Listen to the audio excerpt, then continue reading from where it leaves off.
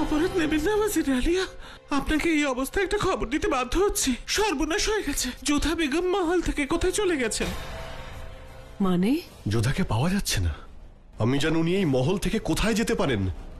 শুনুন, এখনই সমস্ত সৈন্যদের খবর পাঠানো হোক, যত তাড়াতাড়ি সম্ভব যোধা বেগমের খোঁজ করতে। শাহেনশাহর অনুমতি ছাড়া এই মহলের বাইরে যাওয়া শাহেনশাহকে অসম্মান করা হয়, আর নিয়মেরও। বেগম যোধা সবসময় এমন কিছু করেন যা মুঘল সাম্রাজ্যের সম্মানহানি ঘটায়, আর প্রজারা যদি জানতে পারে তাহলে এক একজন এক এক রকম কথা বলবে। ভুগতে হবে আমাদের। বেগম যোধা আমাদের শান্তিতে থাকতে দেবে না। রেশম, কিছু একটা করো, যোধাকে খুঁজে বের করো। শুনেছেন আপনি? বিনা অনুমতিতে এই মহল থেকে কেউ বেরোতে পারে না, কিন্তু যোধা বেগম অদ্ভুতভাবে অদৃশ্য হয়ে গেলেন। খবর যদি বাসি হয় তাহলে শুনতে ভালো লাগে না, আর যদি খারাপ হয় তাহলে দ্বিতীয়বার শুনতে কষ্ট হয়। তুমি সময় নষ্ট করো না, যাও তাড়াতাড়ি গিয়ে খুঁজে বের করো ওনাকে। যোধা বেগমকে নিয়ে এত চিন্তিত কেন আপনি? কেন তার প্রত্যেকটা কাজ আপনাকে বিব্রত করে? কি এমন যোগ্যতা আছে ওনার? তুমি যদি এসব বুঝতে আদম, তাহলে তুমি আজ শুধু মুঘল সাম্রাজ্যের সুবেদার নয়, ওয়াজির হতে। বেগম যোধা ফিরে যাচ্ছিলেন বলে খুশি হয়েছিলাম, কিন্তু ওনার এভাবে নিখোঁজ হয়ে যাওয়া অনেক সমস্যা তৈরি করতে পারে আদম। রেশম, তুমি তাড়াতাড়ি যাও।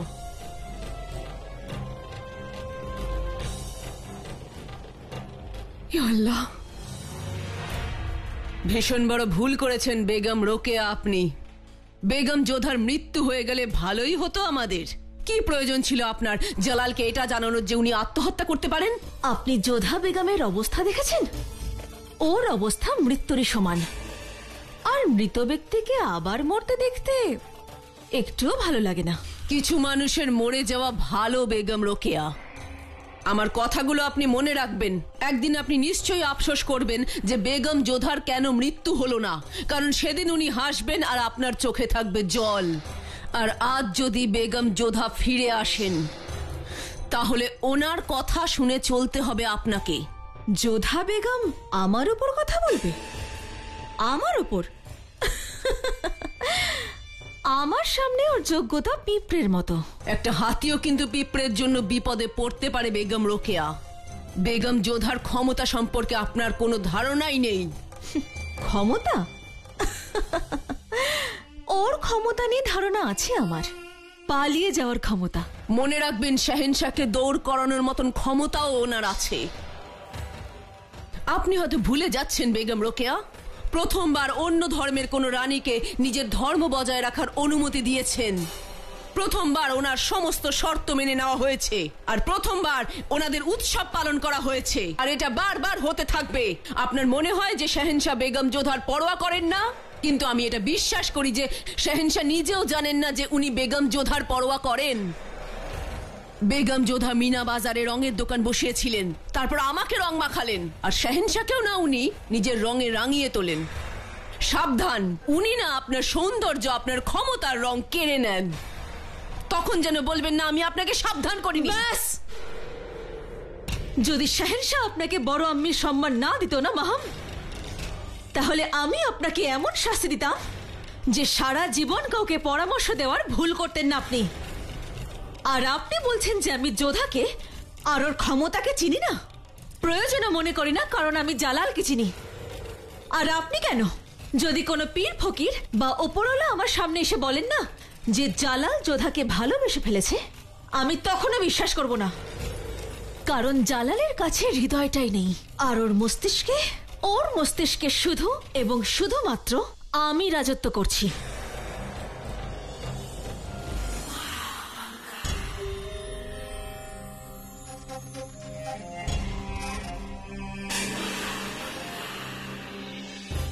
বলুন আমায়, যোধা কোথায়, জালাল কোথায়? ওনারা এখনো আসেননি।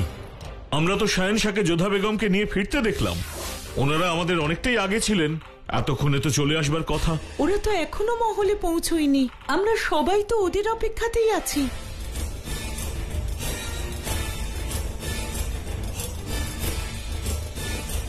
বেগম তো জালালের সঙ্গেও নেই।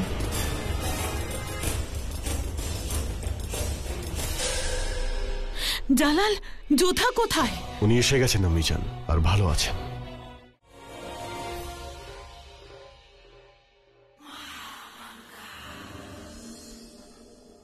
জালাল,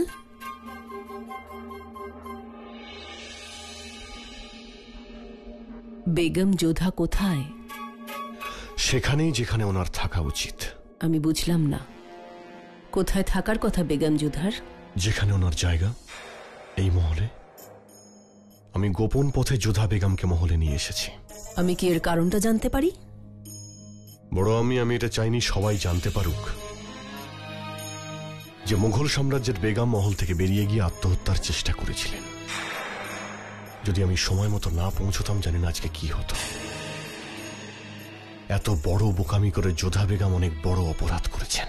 বেগম যোধা আগ্রাতে থাকতে চান না, ওনাকে আমেরে ফেরত পাঠিয়ে দাও।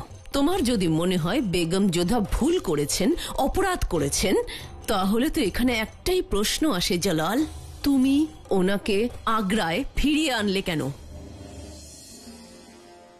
আমার মনে হয় না উনি এটা সজ্ঞানে করেছেন বড় আম্মি।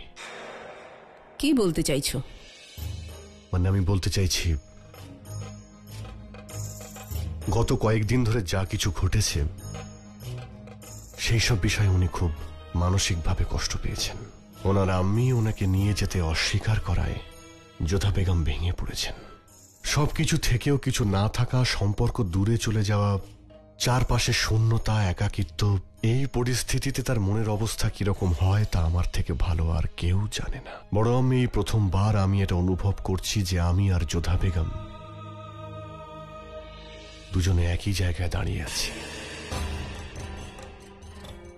এসব কি কথা বলছো তুমি? তুমি শেহেনশাহ এই মুঘল সাম্রাজ্যের, শেহেনশাহ হুমায়ুন আর বাবরের বংশধর হও তুমি, আর তুমি এইসব।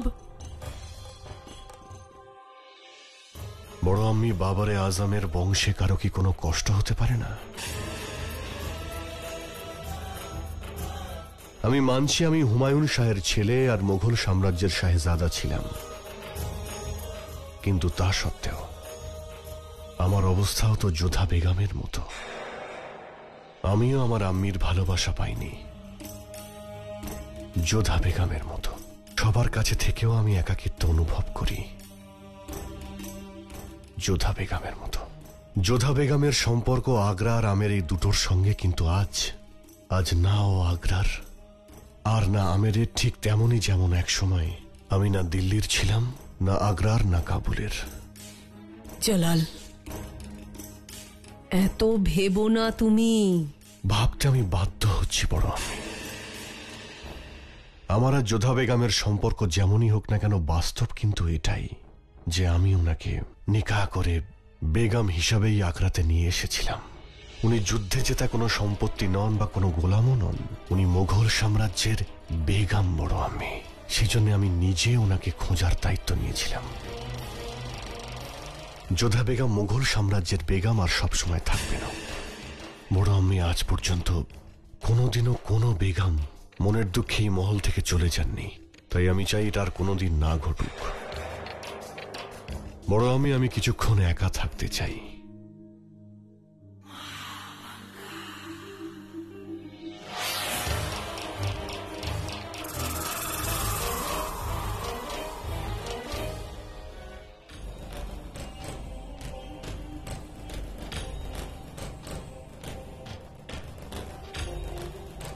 এবার আপনার অহংকার দূর হবে। এবার আপনি একজন হিন্দু রানীকে সেলাম করতে বাধ্য হবেন।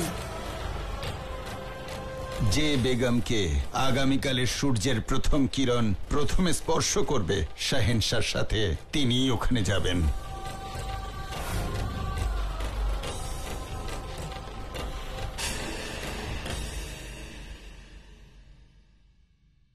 মহামাঙ্গা, আপনি আমায় ডেকে পাঠিয়েছেন? হ্যাঁ, বসুন।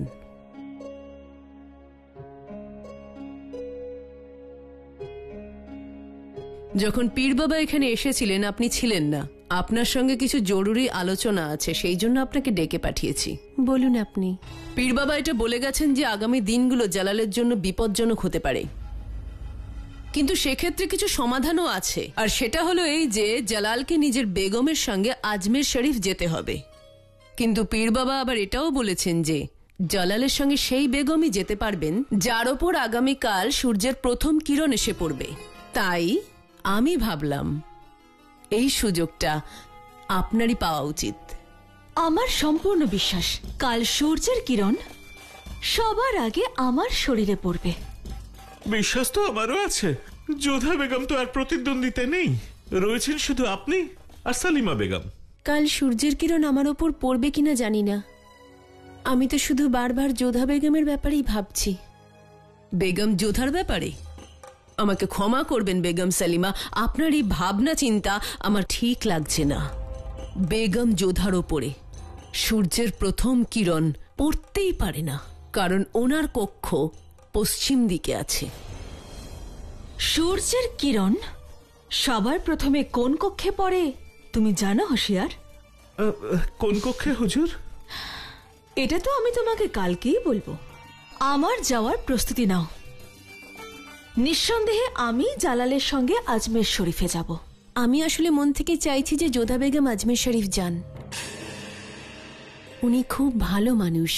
এই সমস্ত কথা বলে আপনি নিজের সঙ্গে সঙ্গে মালিকায় বেগম, বেগম রোকেয়ারও তহিন করছেন। সেটা তো কালকে সূর্যই ঠিক করবে মহামাঙ্গা। যা খোদা চাইবেন তাই হবে। সূর্যের কিরণ যে কোনো বেগমের উপর এসেই পড়তে পারে। আমি তো শুধু এটাই চাইছি যে শেহেনশাহ সুরক্ষিত থাকুন, খোদা ওনাকে ভালো রাখুন। যদি আপনি অনুমতি দেন তো আমি এবার আসি। খুদা হাফিজ। খুদা হাফিজ।